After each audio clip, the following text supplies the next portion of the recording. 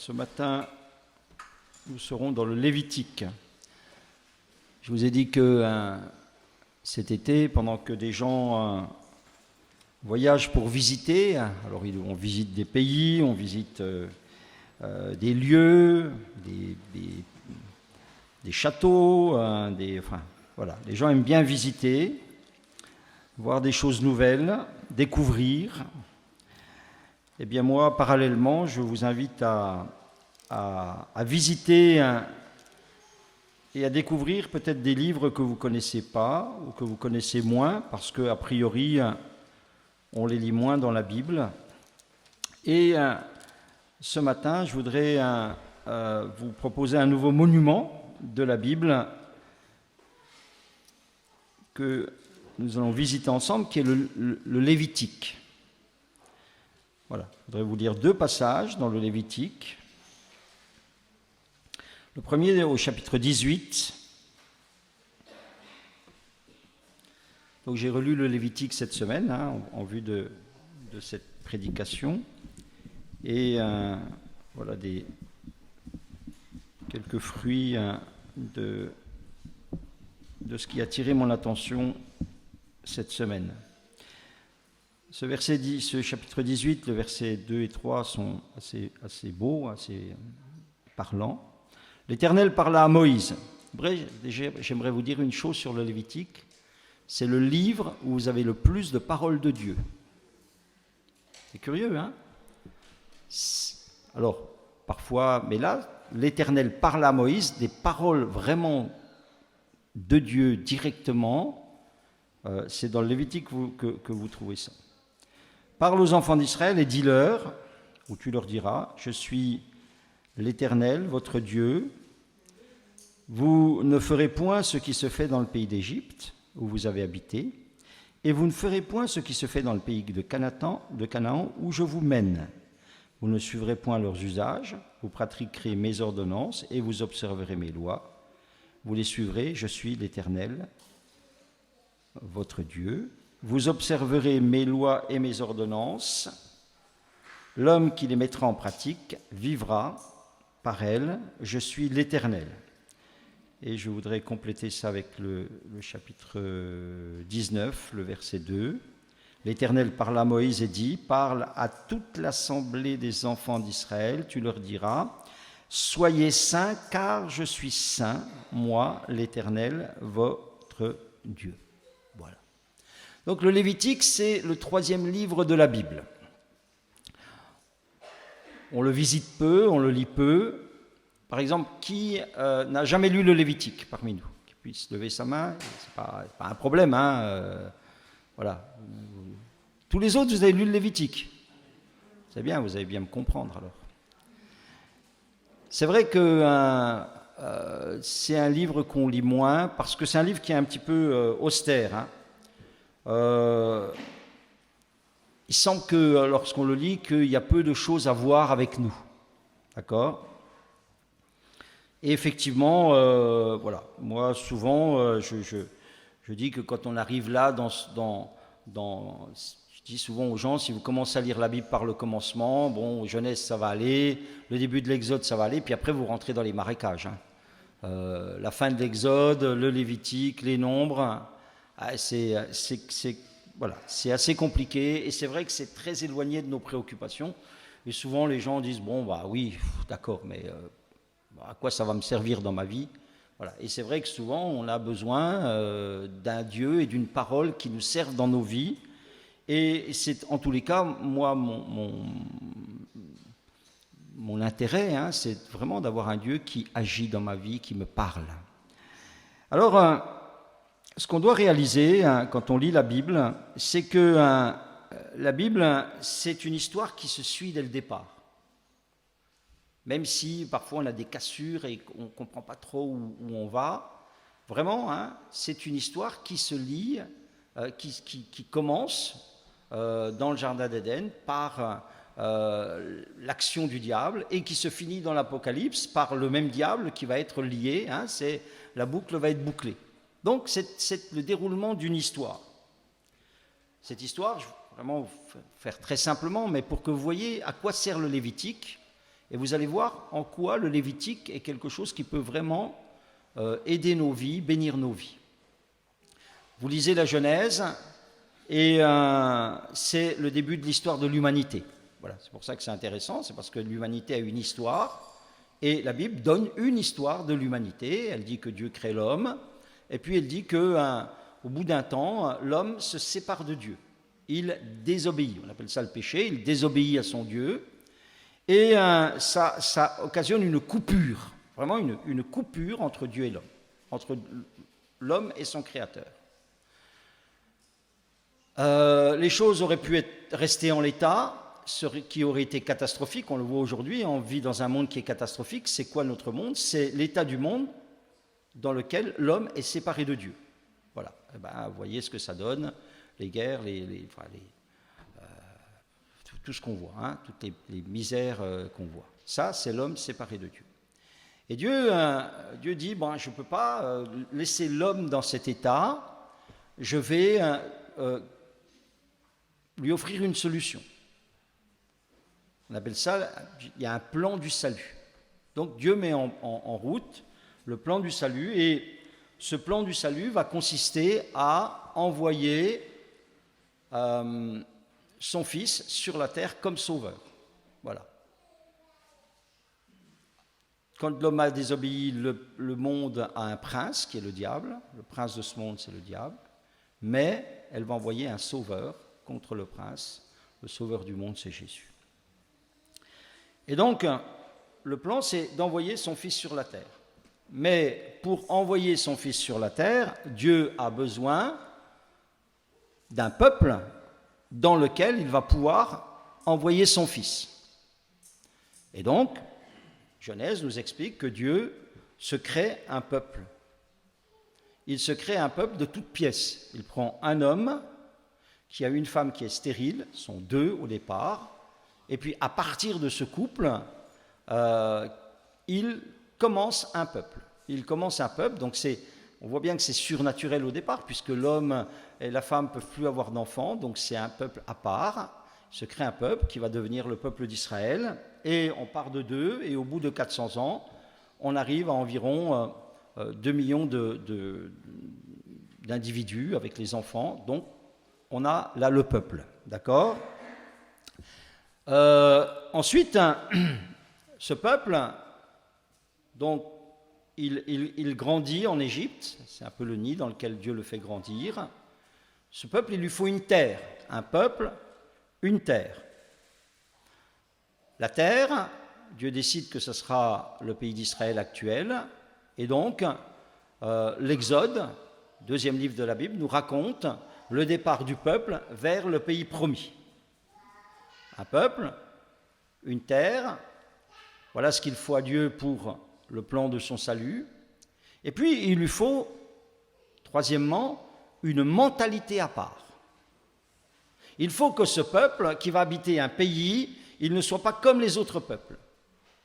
Et pourquoi il ne faut pas qu'il soit comme les autres peuples? Parce qu'il faut qu'il soit comme son Dieu. Et c'est pour ça que c'est le passage que nous avons lu dans Lévitique. Je vais, dans le pays où je vais vous emmener, vous ne ferez pas ce que vous faisiez en Égypte, et vous ne ferez pas ce que les habitants de ce pays font.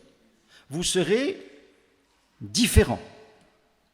Dieu veut se créer un peuple, le met dans une terre, et il veut que ce peuple, dans cette terre, cet Israël-là, soit différent. Pourquoi? Parce qu'au travers de ce peuple, Dieu veut montrer sa nature. Il veut montrer sa justice, il veut montrer sa miséricorde, il veut montrer son pourvoiement, il veut montrer sa compassion, il veut montrer sa sainteté. Voilà. Il faut que ce peuple soit le reflet de Dieu. Un peuple qui va se comporter comme Dieu. C'est pour ça qu'il dit « Vous serez saints car je suis saint ». Vous serez différents. Et dans le livre de l'Exode, donc Genèse, on a vu le premier livre, le deuxième livre, le livre de l'Exode, on voit comment le peuple sort de l'Égypte et puis il se met en route vers le pays promis. Et dans la deuxième partie du livre de l'Exode, vous voyez que la première chose que Dieu demande, il arrête le peuple dans un endroit pendant plusieurs mois, et puis là, la première chose qu'il demande au peuple, c'est de se construire un temple portatif. Voilà, ça c'est la première préoccupation de Dieu. Et on va voir que souvent, quand on lit ça, peut-être on ne comprend pas bien les intentions de Dieu. On s'imagine que Dieu fait ça parce que Dieu veut un peuple qu'il adore. C'est pas ça le but. En tous les cas, il y a un temple portatif pour faire un culte. Et puis arrive le Lévitique. Donc, le livre de l'Exode s'arrête avec ce temple qui est fait, avec une approbation de Dieu, et puis, hop, vous entamez le troisième livre qui est le Lévitique. Le Lévitique, qu'est-ce que c'est? Quand vous lisez le Lévitique, eh bien, ce sont des lois, des règles, en particulier pour le culte. En tous les cas, toute la première partie, ce sont des règles données par Dieu pour le culte. Et ça, c'est donné probablement dans la deuxième année après la sortie d'Égypte. Hein. Donc tout de suite, voilà, c'est la préoccupation, on arrête le peuple, et puis on fait le temple, et puis tac, tout de suite, on dit, ben voilà, comment eh bien, ce temple va fonctionner. Il va y avoir des règles très précises. Et puis le Lévitique, ça a ce nom, parce que eh bien, c'est les Lévites. Qui sont les Lévites?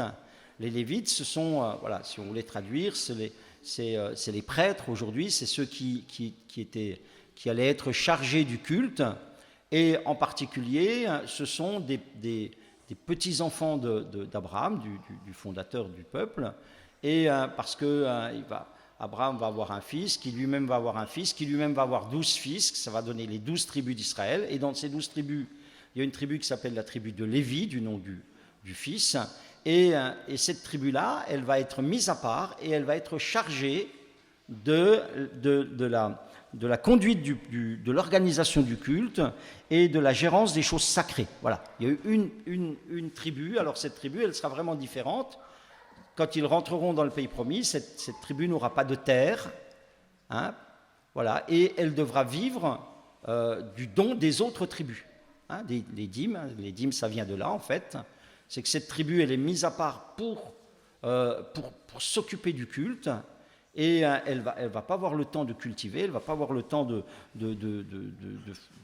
travailler la terre ou quoi que ce soit.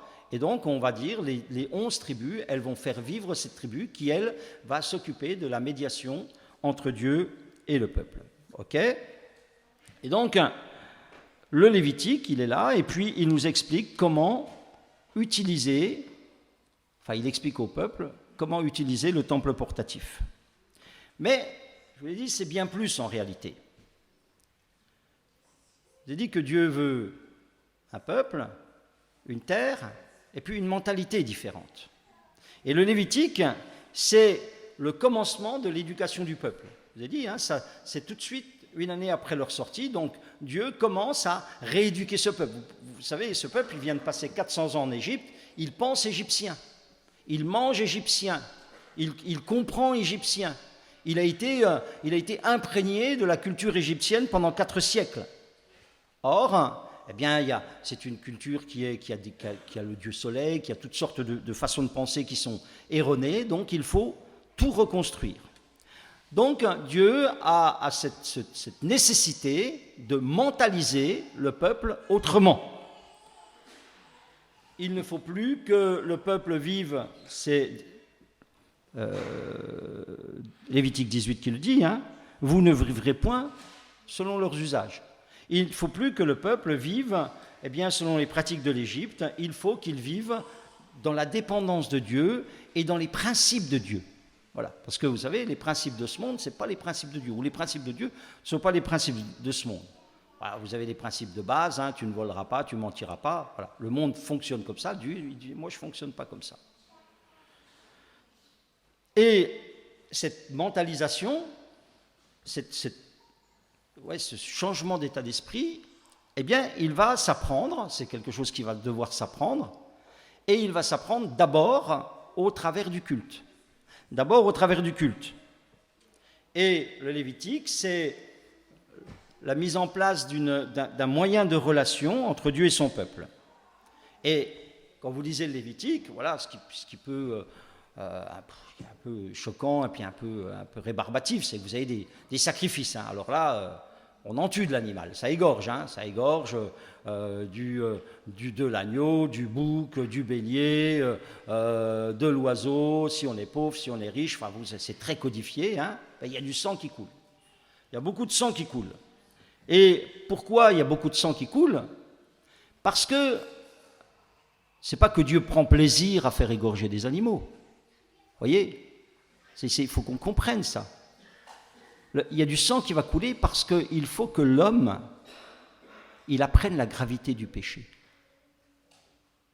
Quand l'homme, il va venir au temple et qu'il a des culpabilités parce qu'il a péché, on va lui dire, Dieu te pardonne, mais pour qu'il te pardonne, il faut qu'un animal innocent soit tué.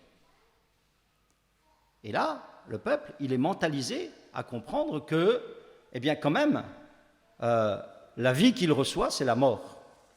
C'est grâce à la mort d'un innocent que ça va lui donner la vie. Alors, bien sûr, nous, chrétiens, on comprend bien plus tard que ça nous parle de Jésus. Mais à ce moment-là, c'est quand même ça que le peuple... Parce que le peuple, en Égypte ou en Canaan, il faisait toutes sortes d'abominations, il vivait n'importe comment. Il vivait dans le péché, c'est pour ça qu'il y avait toutes sortes de conséquences dans ces gens-là. Et Dieu dit, moi, je voudrais vraiment vous épargner les mauvaises conséquences de cette vie. Et vous épargner les mauvaises conséquences de cette vie, il faut que vous évitiez le péché. Et pour que vous évitiez le péché, il faut que vous compreniez que c'est grave le péché. Qu'à mes yeux, c'est grave. Et que, voyez bien, quand vous voyez le sang s'écouler, vous savez que la bête, elle meurt, voilà ce que c'est que le péché. Ça cause la mort. D'accord? Donc, le culte, il est pédagogique. Ça veut dire qu'il est là pour apprendre des vérités sur la nature de Dieu. Et puis après le Lévitique, et je fais juste une parenthèse pour que vous compreniez que c'est une histoire qui suit, quand vous allez continuer votre lecture, après le Lévitique, vous allez tomber sur le livre des Nombres. Le livre des Nombres, c'est la suite de l'histoire. Et ça nous montre quoi? Ça nous montre que l'éducation, la rééducation du peuple, en fait, elle est difficile. Dieu a du mal.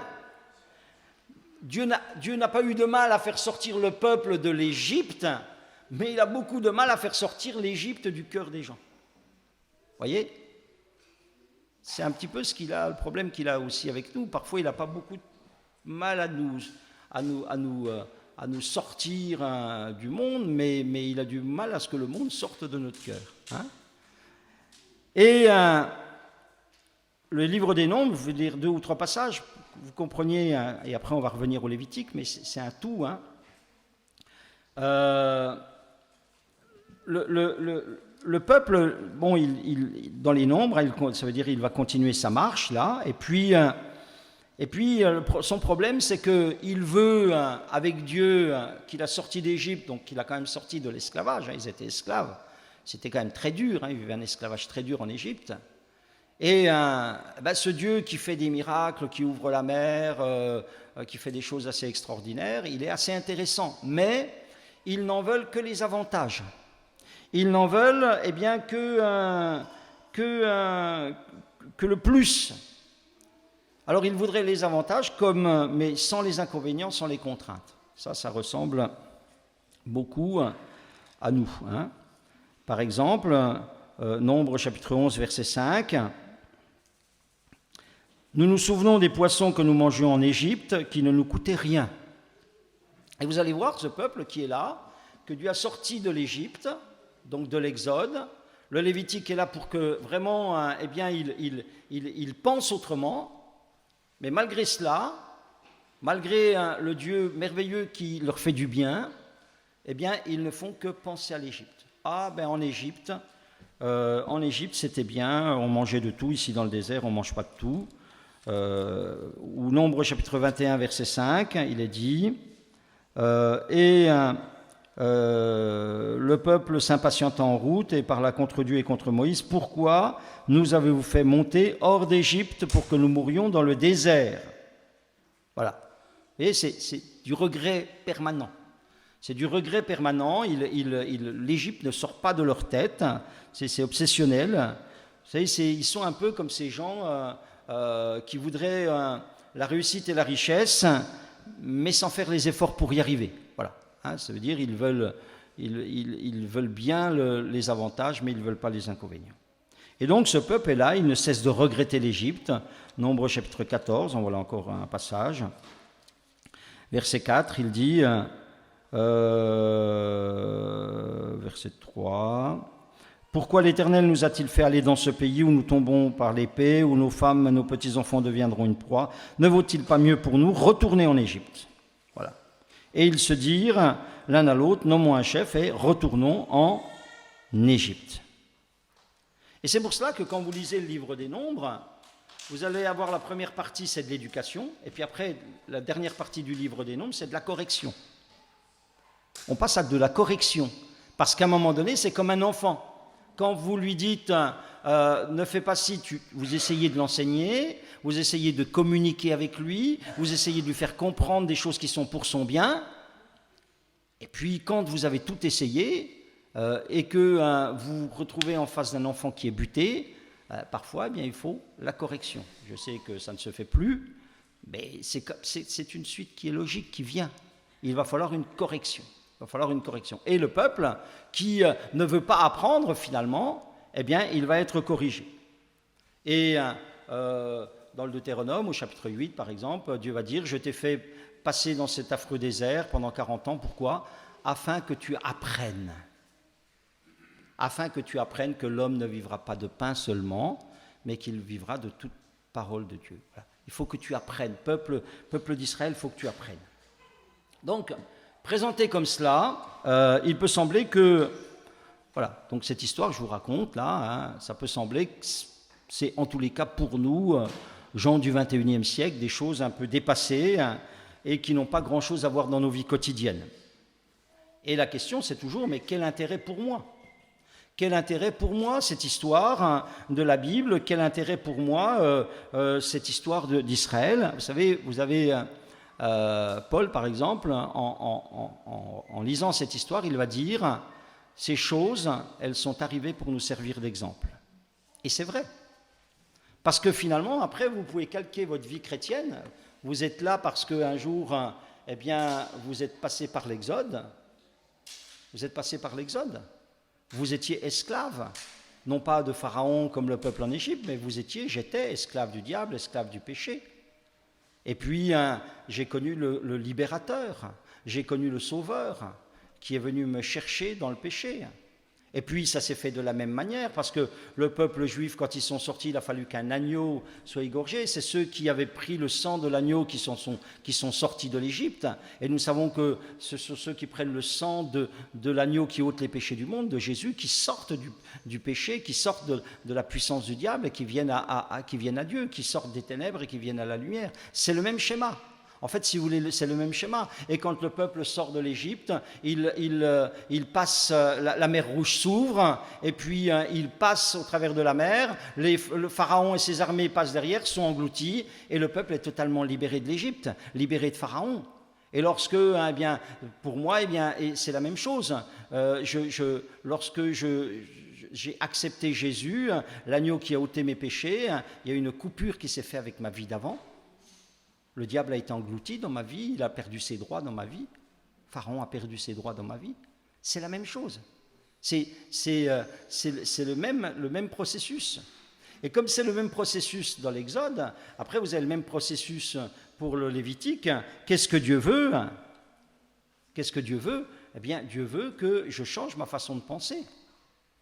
Déjà, la repentance, le mot grec, ça veut dire changer sa façon de penser. Et il leur dit, c'est le deuxième passage qu'on a lu dans le Lévitique, vous serez saints car je suis saint. Je vous ai sortis de là pour que vous soyez un peuple saint. Ça veut dire un peuple séparé, que vous ne viviez plus comme les Égyptiens et que vous ne viviez pas comme les gens de Canaan. Et vous savez, vous serez saints car vous serez saints car je suis saint. Eh bien, c'est une parole qui a été reprise dans le Nouveau Testament et qui a été appliquée à l'Église par Pierre. Regardez, 1 Pierre chapitre 1, pour que vous compreniez que en fait c'est la même histoire. L'histoire du peuple d'Israël, c'est l'histoire des gens qui se convertissent aujourd'hui, c'est la même histoire. Il dit, je vous sors de l'Égypte, mais maintenant que vous êtes sortis de l'Égypte, vous devez être un peuple saint.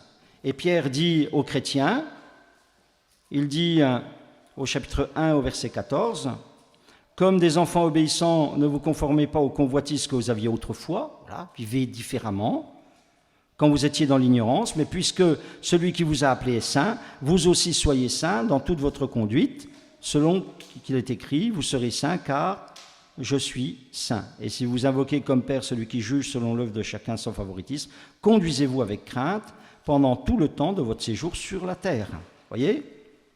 Donc, ça veut dire, Pierre dit aux chrétiens, l'évangile, ça doit changer votre façon de vous comporter.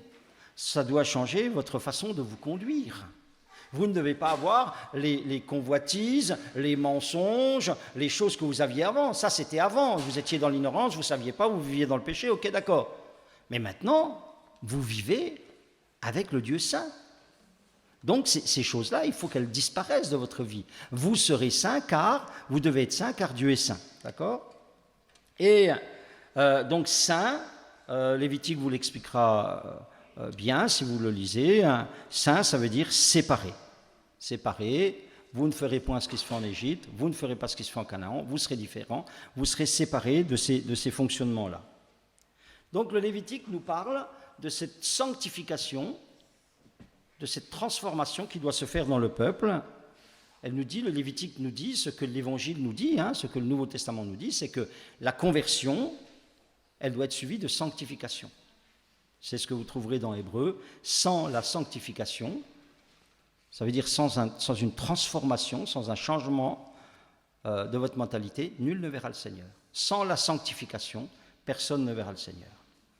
Et donc, pour faire ce travail de sanctification, de transformation du peuple, il lui donne des règles.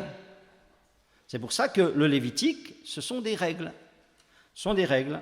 Alors, vous avez des règles pour le culte, mais pas que, mais vous avez des règles pour le culte, pour que le pécheur puisse entrer en communion avec le Dieu saint.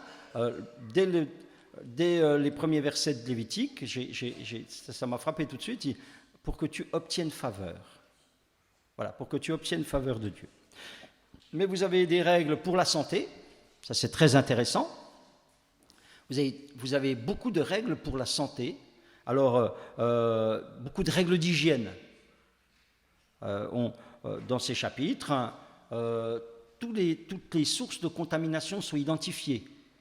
Le crachat, les excréments, la nourriture avariée, le mort, la personne malade, les eaux stagnantes, le sang, des types d'animaux qui peuvent contaminer l'homme, dont l'homme doit se préserver.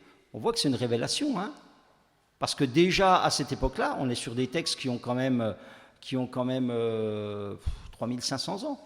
On a déjà identifié tout ce qui peut être source de contamination. Donc c'est des textes, on dit prophylactiques, ça veut dire que c'est pour préserver le peuple des contaminations. Et puis il y a des conseils de désinfection, la quarantaine, elle est déjà dedans, le feu ou l'eau pour empêcher les contaminations.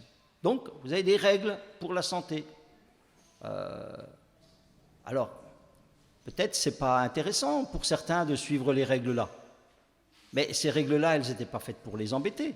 Elles étaient faites là pour les préserver. Et puis, vous avez des règles sociales aussi, qui sont très en avance. Protection des faibles, pas d'esclaves juifs, pas d'esclaves tirés du peuple, pas de femmes prostituées en Israël. Tous les 50 ans, si des gens s'étaient appauvris, ils avaient dû vendre leur terre, tous les 50 ans, on faisait un reset, on repartait à zéro. Ça veut dire que la génération d'après, elle ne pouvait pas être punie pour le mauvais passage des parents. C'est merveilleux.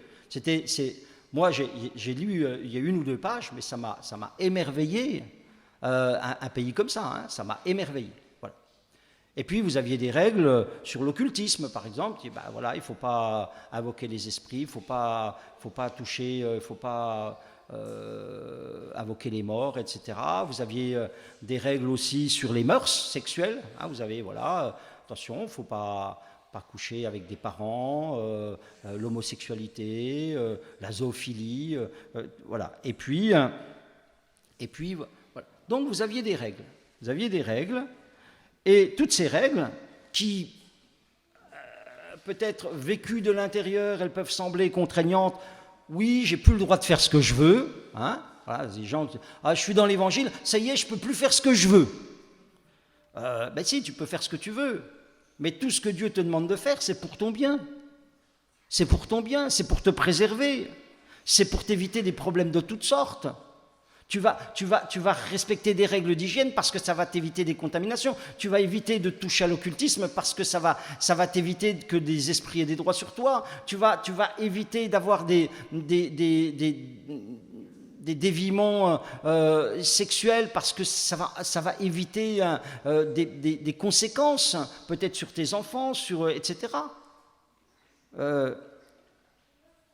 Il y a un truc qu'il faut absolument qu'on comprenne, hein, là, Israël, pas Israël, chrétien, c'est que quand Dieu donne des règles, c'est pas pour lui, c'est pour le bien du peuple. C'est valable pour Israël, et c'est valable aujourd'hui pour la vie chrétienne. Et donc, vous voyez, vous avez cet équivalent-là. Exode, c'est notre conversion. Lévitique, c'est notre sanctification. On doit apprendre et on doit se plier, hein, aux règles de Dieu qui sont pour notre bien. Et puis après, vous lisez le livre des Nombres. Le livre des Nombres, c'est aussi notre histoire, hein. Ça trouve son équivalent dans notre vie chrétienne. C'est comme les Israélites au désert qui ne font que regretter l'Égypte. Eh bien, c'est des chrétiens qui sont là, qui un jour ont vu Dieu agir dans leur vie. Alléluia, ils sont venus, par grâce Dieu les a guéris, par grâce Dieu les a délivrés. Il s'est passé quelque chose, un attouchement de Dieu dans leur cœur. Ils se sont dit, ah oui, Dieu est vivant, Dieu fait quelque chose. Mais ces gens-là, en fait, ils sont légion, hein, je dirais c'est la majorité dans les églises. Ils ne rentrent pas dans le projet de Dieu. En fait, ils ont obtenu quelque chose de Dieu. Ils aimeraient bien un peu ce Dieu patte de lapin en permanence de leur vie, mais ils ne veulent pas rentrer totalement dans le projet de Dieu. Ils ne veulent pas se mentaliser autrement. Alors, ils passent leur temps à murmurer, ils passent leur temps à regarder en arrière, ils passent leur temps à regretter ce qu'ils ont perdu peut-être dans leur marche avec Dieu, enfin en étant dans l'Évangile, et puis ils sont incapables de regarder ce qu'en réalité ils vont gagner s'ils vivent réellement et totalement autrement. Et qu'est-ce qui va se passer pour ces chrétiens ? Il va se passer ce qui s'est passé pour le peuple d'Israël. À un moment donné, quand on ne veut pas l'éducation, on a la correction. Et puis, c'est des gens qui vont tourner en rond dans leur vie de foi pendant toute leur vie. Et on voit des gens qui tournent en rond comme ça, qui ne s'en sortent pas, ils ont toujours les mêmes problèmes, les mêmes trucs récurrents. Vous les prenez 20 ans, 30 ans après, ils ont les mêmes comportements gamins. Ils n'ont pas évolué, ils n'ont pas changé, ils ont tourné en rond dans le désert. Voilà. Hein ? Et ça nous amène à un constat, hein, ça c'est un constat. On peut sortir d'Égypte et puis pas rentrer dans le pays promis, d'accord ? On peut sortir d'Égypte et mourir dans le désert. On peut avoir eu une action de Dieu dans sa vie à un moment donné et puis finalement pas aller dans le ciel. C'est pas garanti ça. Je dois être mentalisé autrement.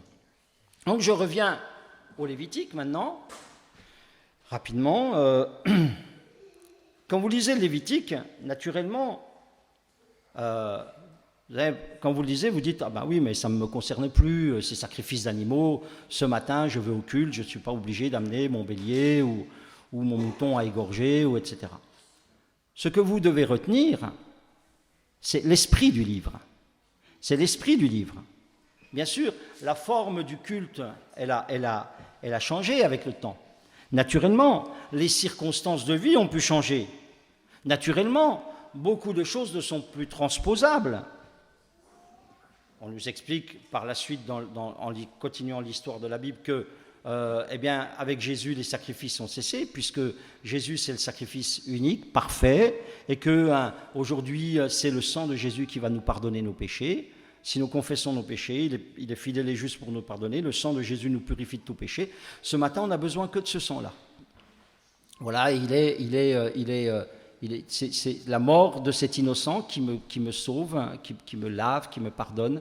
Je n'ai plus besoin d'amener un animal. D'accord ? Et puis, il faut aussi comprendre, qu'est-ce qui a vraiment changé ? C'est que le Lévitique, c'était des lois qui étaient données à une nation, à un État-nation. Donc, c'est aussi des lois, les péchés, ils avaient une sanction civile. Ça veut dire que quand quelqu'un y péchait, c'était la peine de mort, voilà, il y avait des degrés de punition dans le peuple, d'accord, ou en prison, etc. Mais nous, avec l'Église, l'Église n'est pas un État-nation. Hein. L'Église, c'est pas un gouvernement civil. Donc, lorsqu'il y a le péché dans l'Église, on ne met pas à mort. Hein. On exhorte les gens à changer, et puis au pire des pires, on les exclut de l'Église. Voilà. Ça, on est au pire, là. Mais sinon, on exhorte les gens à changer. Donc, vous voyez, tout n'est pas transposable. Mais, si ce livre-là ne nous concerne pas dans la forme, il nous concerne totalement dans l'esprit. On a vu, vous serez saints car je suis saint. C'est valable pour le peuple d'Israël, c'est valable pour l'Église. Et c'est quoi l'esprit du livre ? C'est quoi l'esprit du Lévitique ? L'esprit du Lévitique, c'est de dire au peuple de Dieu, eh bien, quand on fait partie du peuple de Dieu, on ne vit pas n'importe comment et on ne fait pas n'importe quoi. Voilà. Si vous faites partie de mon peuple, c'est fini, vous ne vivez pas n'importe comment et vous ne faites pas n'importe quoi. Alors ce matin, vous voyez, on est réunis pour le culte. Donc ça, c'est totalement en relation avec le Lévitique, puisque son objet principal, c'était le culte. Et nous devons comprendre l'esprit du culte. L'esprit du culte. C'est quoi l'esprit du culte ? Vous savez, il y a une chose curieuse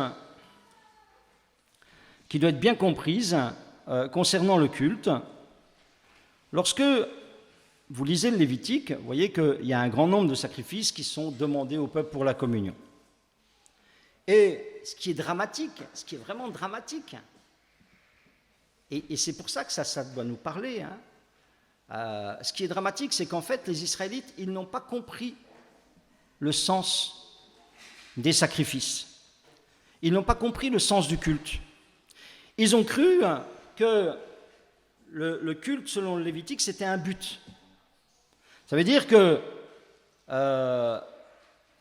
ils pensaient que s'ils accomplissaient même à la lettre ce qui leur était demandé, eh bien Dieu était satisfait, tout allait bien. Et ils n'ont pas compris que le culte n'était pas un but en soi, mais que le culte était un moyen. D'accord ? Ce que je vous ai dit tout à l'heure, ce que je vous répète, le culte était pédagogique. C'est-à-dire que eux, ils ont pensé que s'ils accomplissaient les rituels, et c'est comme ça qu'on devient légaliste, s'ils accomplissaient les rituels à la lettre, eh bien, ils seraient sauvés. Ils seraient sauvés. Alors, ils accomplissaient les rituels. Le problème, c'est qu'ils accomplissaient les rituels, et en sortant du rituel, eh bien, ils vivaient totalement à l'encontre de la pensée de Dieu. Et c'est pour ça que Dieu dit souvent dans le reste de la Bible, par la bouche de ses prophètes, « Mais je ne supporte plus vos sacrifices. » J'aimerais vous lire quelques passages, qui sont intéressants, et vous verrez, à chaque fois, la mauvaise utilisation du culte et la bonne compréhension du culte par certains. Psaume 50, verset 8, là c'est Asaph, voilà, il dit la chose, donc Dieu dit, ce n'est pas pour tes sacrifices que je te fais des reproches, tes holocaustes sont constamment devant moi, il n'y a pas de problème, tu fais ce que la loi te demande. Et Dieu dit, je ne prendrai pas un taureau dans ta maison, ni des boucs dans tes bergeries, car tous les animaux des forêts sont à moi, toutes les bêtes des montagnes par milliers, je connais tous les oiseaux des montagnes et tout ce qui se meut dans les champs m'appartient. Si j'avais faim, parce que les sacrifices dans le Lévitique, ils servaient à nourrir aussi le peuple et puis la tribu de Lévi. Il dit, si j'avais faim, je ne te le dirais pas, car le monde est à moi et tout ce qu'il renferme. Est-ce que je mange la chair des taureaux? Tu m'offres des taureaux en sacrifice, est-ce que c'est pour moi? Est-ce que moi, je mange la chair des taureaux? Je suis esprit. Est-ce que je bois le sang des boucs? Et il dit, voilà, si c'est ça que tu penses, mais tu t'es trompé. Il dit, offre pour sacrifice à Dieu des actions de grâce et accomplis tes vœux envers le Très-Haut et invoque-moi au jour de la détresse, je te délivrerai, tu me glorifieras. Tu vois, c'est pas comme ça que ça fonctionne. C'est pas des centaines de sacrifices qui m'intéressent. C'est quoi ta mentalité quand tu m'offres un sacrifice? Offre des sacrifices d'action de grâce. Regardez David. David a péché. C'est dans l'histoire de Bathsheba, donc il a cette culpabilité. Chapitre 51, verset 17, le psaume d'après. Seigneur, ouvre mes lèvres et ma bouche publiera ta louange. Si tu avais voulu des sacrifices, je t'en aurais offert. Mais tu ne prends point plaisir aux holocaustes. On a l'impression que c'est en contradiction avec le Lévitique, mais ce n'est pas en contradiction. C'est parce que lui, il a compris la pensée. Il dit, les sacrifices qui te sont agréables à Dieu, c'est un esprit brisé. Ô Dieu, tu ne dédaignes pas un cœur brisé et contrit. Ça veut dire que j'ai péché, je viens tout content, je donne ma bête, hop hop, on l'égorge, ça y est, je suis pardonné. Mais tu n'as pas de repentance. Ça ne sert à rien. Tu n'as pas changé ta mentalité. Ça ne sert à rien. Et David y comprend, il dit, c'est même pas la peine que je t'apporte un animal. Ce qui est important, c'est que tu vois que je regrette ce que j'ai fait. Ésaïe chapitre 1.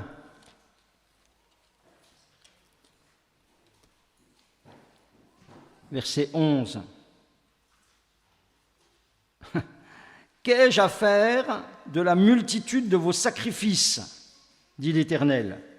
Je suis rassasié de béliers et de graisse de veau. Ça veut dire j'en peux plus. J'en peux plus de vos sacrifices. Je ne prends point plaisir au sang des taureaux, des brebis et des boucs. Quand vous venez vous présenter devant moi, qui vous demande de souiller mes parvis? Cessez d'apporter de vaines offrandes. J'ai en horreur l'encens, les nouvelles lunes, les sabbats, les assemblées. Je n'en peux plus. Je ne puis voir le crime s'associer aux solennités. Voilà pourquoi. Parce que oui, vous avez le culte, mais à côté, qu'est-ce qui se passe? Mon âme hait vos nouvelles lunes, vos fêtes, elles me sont à charge, je suis là de les supporter. Quand vous étendez vos mains, je détourne de vous mes yeux. Quand vous multipliez les prières, je n'écoute pas, mais vos mains sont pleines de sang. Lavez-vous, purifiez-vous, ôtez de devant mes yeux la méchanceté de vos actions. Voilà, la méchanceté de vos actions. Cessez de faire le mal. Apprenez à faire le bien, recherchez la justice, protégez l'opprimé, faites droit à l'orphelin, défendez la veuve. Voilà ce que je vous demande.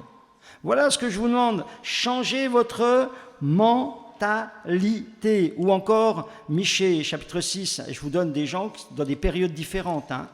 Tout ça, c'est des gens, des prophètes qui ont parlé de la part de Dieu dans des périodes différentes. Mais c'est toujours le même message. Parce que le peuple était resté dans cette vision légaliste, j'accomplis le rituel, voilà, Dieu doit être satisfait. Non. Il dit, chapitre 6, verset 6, « Avec quoi me présenterai-je devant l'Éternel pour m'humilier devant le Dieu Très-Haut? Me présenterai-je, alors, c'est ironique, avec des holocaustes, avec des veaux d'un an? L'Éternel agréera-t-il des milliers de béliers, des myriades de torrents d'huile? Donnerai-je pour mes transgressions mon premier-né, pour le péché de mon âme le fruit de mes entrailles? On t'a fait connaître, ô homme, ce qui est bien. Et ce que l'Éternel demande de toi, c'est que tu pratiques la justice, que tu aimes la miséricorde et que tu marches simplement avec ton Dieu. Laisse tomber le reste. Vis ça. Et je serai satisfait, dit Dieu. Dieu dit, et il nous le dit ce matin, il nous le dit, le culte, quand vous venez faire un culte, c'est pas pour moi. C'est pour vous.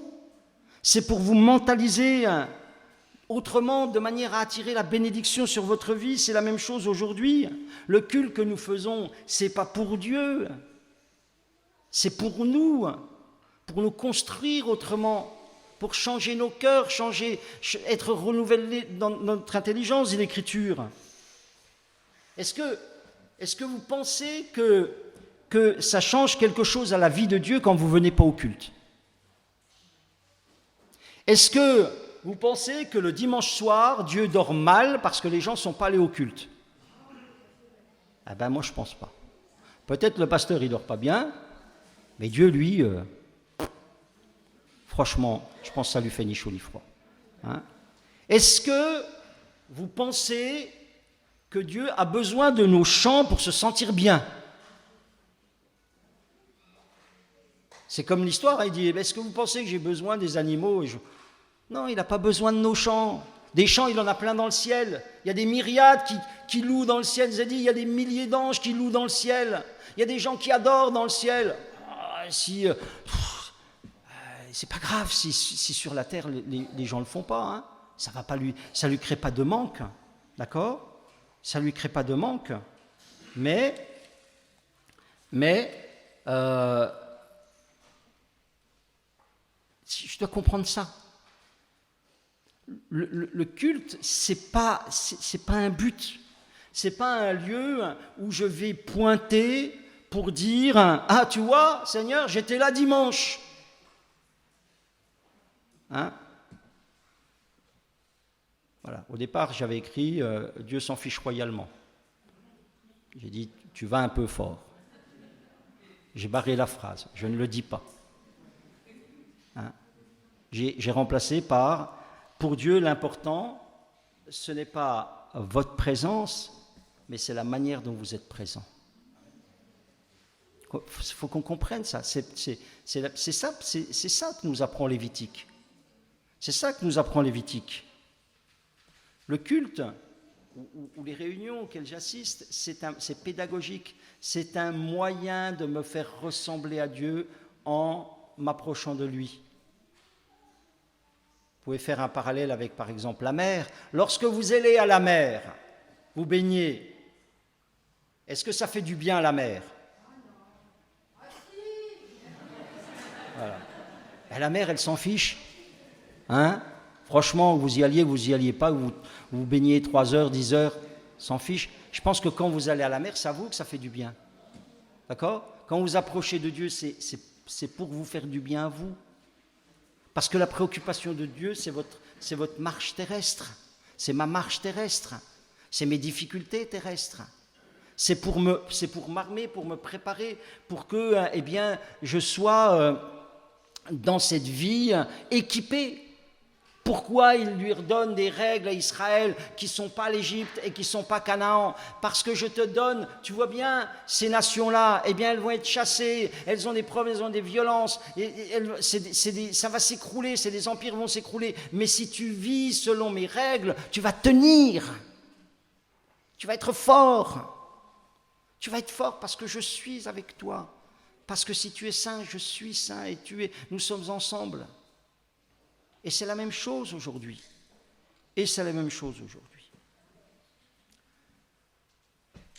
Allez, je vous invite à lire le Lévitique.